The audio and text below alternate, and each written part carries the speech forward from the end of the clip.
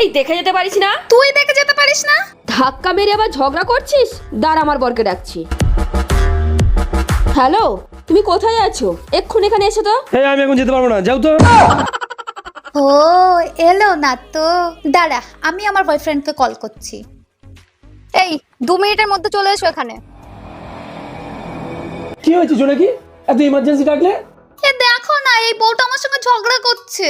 এ কি ম্যাডাম, আপনি আমার সোনার সঙ্গে ঝগড়া করেছেন কেন? তুমি? তুমি? এই তুমি একে চেনো নাকি? বলো, তোমার সোনাকে বলো আমি তোমার কে হয়। দুর্ভাগ্যক্রমে এটা আমার বউ। চল তুই আজকে বাড়ি চল, তোর হবে।